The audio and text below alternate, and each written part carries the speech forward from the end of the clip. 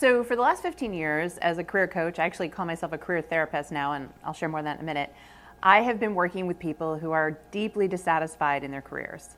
And it's always been amazing to me because it doesn't matter if it's a good time or a recession.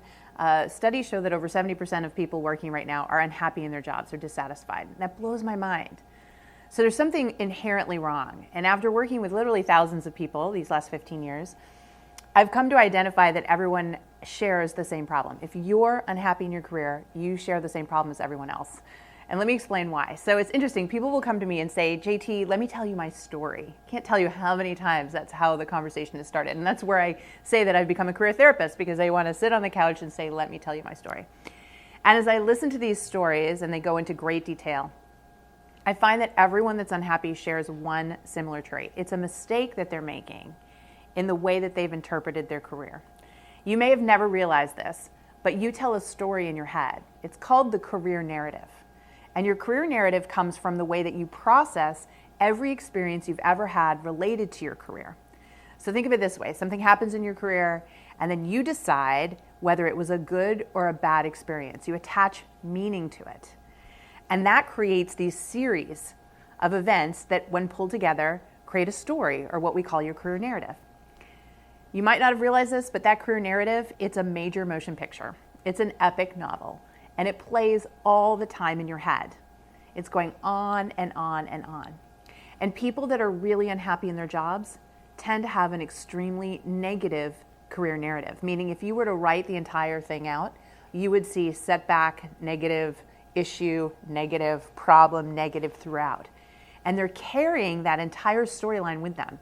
I mean, you are the main character of that story. So in essence, when your career narrative is so filled with negativity and, deeply negative emotions, you're not the hero of the story, you're the victim.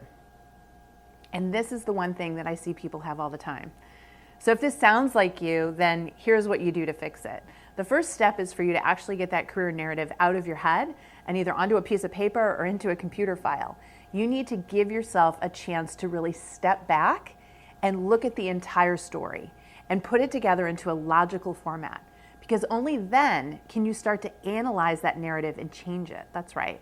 In fact, if you don't understand how to change your narrative, be sure to check out the video I did. It'll either be up here or down in the link, where I talk about that and the technique that you use, that really successful people use to change their narrative. But you can't change the narrative until you know what it is. You can't change that story until you understand how it's been playing in your head all those years. So my advice to you, if you're unhappy in your career, is to write that career narrative out and then to learn how to analyze it. Because if you can analyze it, you can change it. And when you can change the story, you can change the outcomes. We've always heard this phrase, history repeating itself. This is something I see all the time in people's careers. And it's because they've never addressed their career narrative. So all that negativity just carries through, and they make the same mistakes and they have the same problems over and over and over again. And I don't want that to be you. So again, my advice, write out your career narrative, really think about it, and then use the techniques that you can to change the storyline. Because when you change the story, you change the outcome.